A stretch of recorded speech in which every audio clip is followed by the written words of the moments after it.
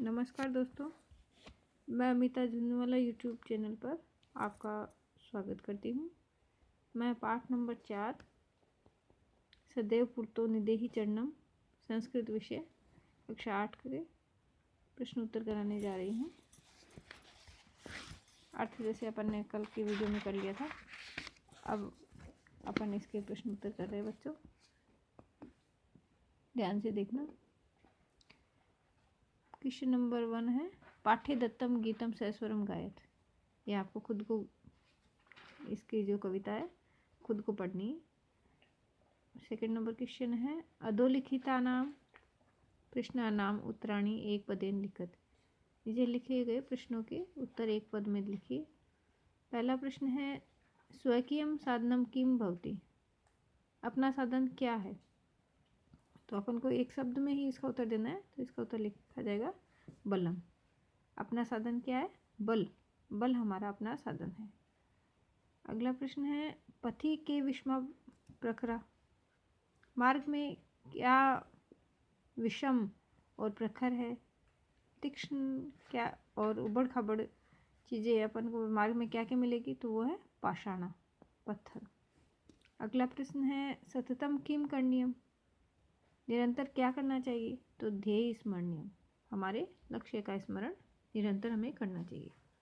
अगला प्रश्न है, एतस्य गीतस्य रचयिता कै। इस गीत के रचयिता कौन है? तो इस गीत के रचयिता है श्रीधर भास्कर वर्णेकर। इस कविता के रचयिता है श्रीधर भास्कर वर्णेकर। फिर अगला प्रश्न है, स कीदृश कवि मन्यते। वो कैसे कवि माने जाते हैं? तो इसमें जो श्रीधर भास्कर वर्णेकर है वो राष्ट्रवादी कवि है, तो इसका उत्तर आएगा राष्ट्रवादी। फिर अगला प्रश्न है, मंजूषाते हैं क्रियापदानी चित्वा रिक्त स्थानानि पूर्यते। मंजूषा से क्रियापदों को चुन करके रिक्त स्थान भरने हैं। उदाहरण के लिए, त्वम पुरतः चरणम निदेहि। तुम सामने चरण को रखो। पहला प्रश्न है, त्वम विद्यालयम। तुम विद्यालय को, तो इसमें आएगा चल। तुम विद्यालय चलो। फिर अगला है, राष्ट्रीय अनुरक्तिम। तो इसके साथ आएगा अनुरक्तिम के साथ में विदेही। राष्ट्र के प्रति अनुराग रखो। फिर अगला है, मह्यम जलम। मुझे जल, तो देही। मुझे जल दो। फिर उससे अगला है, मूढ़ रिक्त स्थान धन आगम तृष्णा। मूर्ख धन की प्राप्ति की तृष्णा को छोड़ दो। कोई दूसरे किसी मनुष्य को संबोधित करके क्या कह रहा है कि अरे मूर्ख, धन की प्राप्ति की जो तृष्णा है, तुम्हारी धन प्राप्ति की जो इच्छा है, उसको तुम छोड़ दो। फिर अगला प्रश्न है, गोविंदम। गोविंद को क्या करना है? भज। तो भज धातु के युग में गोविंदम में द्वितीय विभक्ति लगी हुई है, तो गोविंद को भजो, भगवान का भजन करो। अगला है, सततम ध्येय स्मरणम। निरंतर अपने लक्ष्य का स्मरण करो। अपने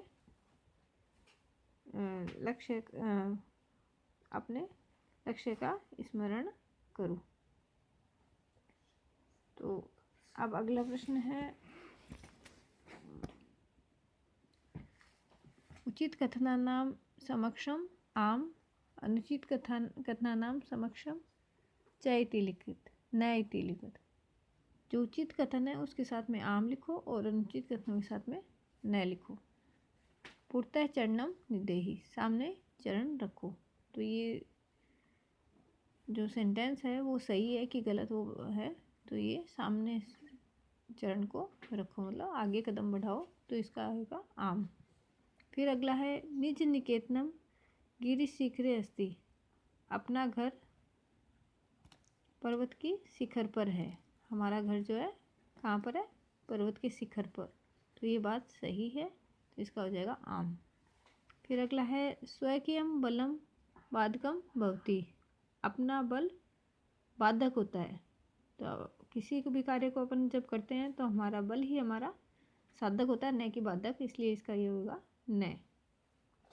अगला प्रश्न है पथि हिंसा पशु न संति, मार्ग में हिंसक पशु नहीं है।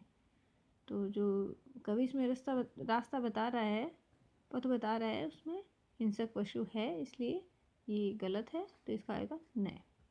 गमनम सुकरम अस्ति, जो रास्ता है, मार्ग है, वो सुकर है, अत्यंत सरल है। तो इसमें कवि ने बताया कि वो मार्ग जो है बहुत ही दुष्कर है, तो इसलिए ये आएगा न। फिर अगला है सदैव अग्रे एव चलनियम, हमेशा आगे ही चलना चाहिए। तो इसका आ जाएगा आम, यानी सही है, हमेशा हमें आगे चलना चाहिए, वापस नहीं लौटना चाहिए। फिर अगला प्रश्न है वाक्य रचनाया अर्थभेदम स्पष्टीकुरुत, वाक्य रचना के द्वारा अर्थभेद स्पष्ट कीजिए। तो इसमें परितः का अर्थ है चारों ओर, नगह नग का अर्थ है पर्वत, आरोहणम का अर्थ है चढ़ना, विषमा का अर्थ है असामान्य, पुरतः का अर्थ है सामने, नागा का अर्थ है सर्प, अवरोहणम का अर्थ है उतरना, समा का अर्थ है सामान्य। फिर मंजुषात अव्यय पदानी चित्वा रिक्त स्थानानि पूरित, मंजुषा से अव्यय पदों को चुन करके रिक्त स्थानों को भरो। तो पहला प्रश्न है विद्यालय से रिक्त स्थान एकम उद्यानम अस्ति, विद्यालय के एक उद्यान है। तो विद्यालय के सामने, सामने को बोलते हैं पूर्तः, विद्यालय के सामने एक उद्यान है। फिर अगला है सत्यम, सत्य की ही क्या होती है जयते, सत्य की ही विजय होती है। तो ही को बोलते हैं एव। किम भवान स्नानम कृतवान, क्या आपने स्नान किया है।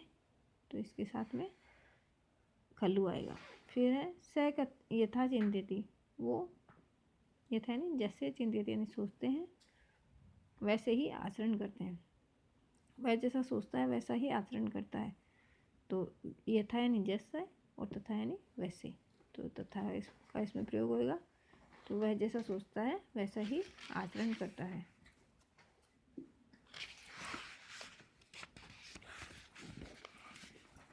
ग्रामम रिक्त स्थान वृक्षा संति, तो गांव के वृक्ष है, तो गांव के चारों ओर वृक्ष है, इसलिए परिता जाएगा गांव के साथ में। फिर अगला है विद्या रिक्त स्थान जीवनम वृथा, विद्या के बिना जीवन व्यर्थ है, तो विद्याम बिना। फिर अगला है रिक्त स्थान भगवंतम भज, भगवान का भजन करो। तो इसके साथ आएगा सदा, सदा भगवंतम भज, हमेशा भगवान का भजन करो। फिर है विलोम पदानि योजित, विलोम शब्दों को जोड़ो। तो इसमें होगा पूर्तः, पूर्तः यानी सामने, सामने का विलोम होएगा पृष्ठतः, पीछे। फिर अगला है स्वकीयम यानी अपना, और इसका विपरीत अर्थक होएगा, अपोजिट होएगा इसका परकीयम। भीति यानी भय, इसका अपोजिट, भय का अपोजिट होएगा साहस है। अनुरक्ति, अनुरक्ति का यानी किसी चीज़ में अनुराग या प्रेम, तो इसका अपोजिट होएगा विरक्ति, विरक्ति यानी वैराग्य। फिर अगला है गमनम, गमनम यानी जाना, तो इसका विपरीत होएगा, अपोजिट होएगा इसका आगमनम।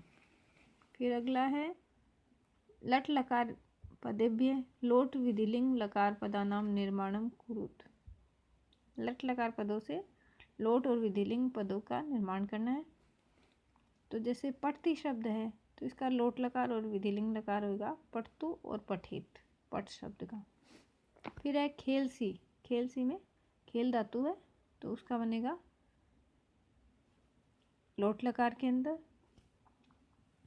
ये मध्यम पुरुष का एक वचन है लट लकार में, तो इसमें भी लोट लकार का मध्यम पुरुष एक वचन होएगा खेल, और विधिलिंग लकार में मध्यम पुरुष एक वचन होएगा खेले।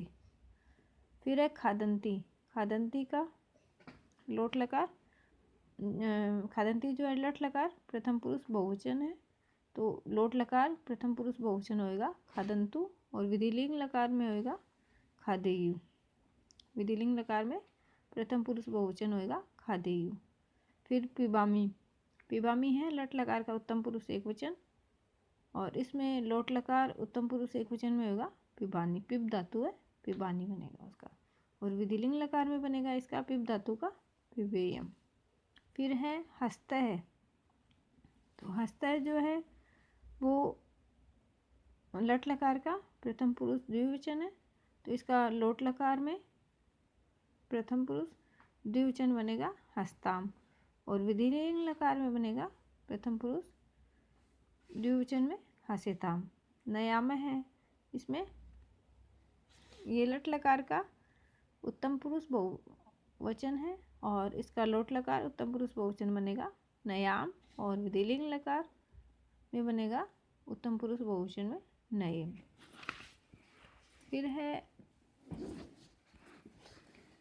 अधोलिखितानि पदानि निर्देशानुसार परिवर्तित। निर्देश के अनुसार जो नीचे लिखे गए शब्द हैं उनको बदलो।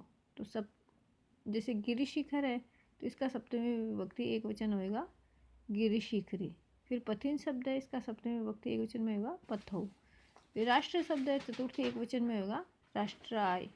पाषाण शब्द है, सप्तमी एक वचन में होगा पाषाणे। यान शब्द है, इसका द्वितीय बहुवचन में होगा यानानि। फिर शक्ति शब्द है तो इसका प्रथमा एक वचन में होगा शक्ति ही। पशु शब्द है, सप्तमी बहुवचन में बनेगा पशुषु। इस तरह से हमारे आज ये प्रश्न उत्तर चतुर्थ पाठक के समाप्त हो चुके हैं। धन्यवाद।